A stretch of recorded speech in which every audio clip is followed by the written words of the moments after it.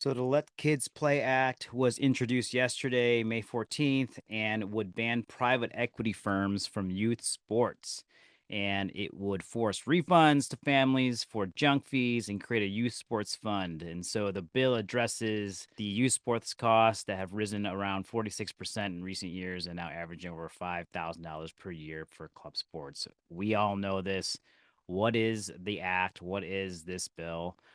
Let's try to break it down for you a little bit, and as this develops, we'll keep creating some more content around it. So essentially, the Let Kids Play Act is a an act that stops Wall Street from pricing kids out of youth sports. This is coming straight from their one sheeter, banning both private equity vulture investors and the vulture practices they use to rip people off. And it establishes strong enforcement tools to hold them accountable for the damage they cause.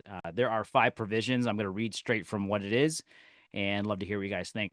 Number one, mandatory exit from youth sports. Private equity firms are automatically designated as vulture investors and banned from youth sports, leagues, facilities, tournaments, and player platforms unless they prove they have never used vulture practices.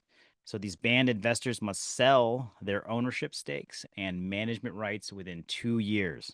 That's number one. Number two, refunds to families. So this bill requires vulture investors to provide full refunds for any junk fees collected through vulture practices, cancels any predatory contracts, and wipes out any outstanding debts, interest, or late fees that were imposed by the private equity firms. Number three, liability for debts and safety violations. Private equity vulture investors are held personal and financially responsible for any debts, legal judgments, or law violations, including child safety and labor infractions that occur while they are in charge. Number four, a youth sports fund. Any penalties paid or money taken from these private equity firms is placed into a dedicated fund to provide scholarships, reduce costs for families, and keep local fields open for free community use. And number five, the fifth provision, the rights for communities and families. So this bill gives states and parents legal standing to sue private equity firms in youth sports, stopping their vulture practices and receive compensation for any financial losses or harm they have caused. Obviously, this bill has to get passed. It's really interesting to see now the movement against private equity firms. And I believe this is specifically geared towards the cost of youth sports, which is a huge piece of it.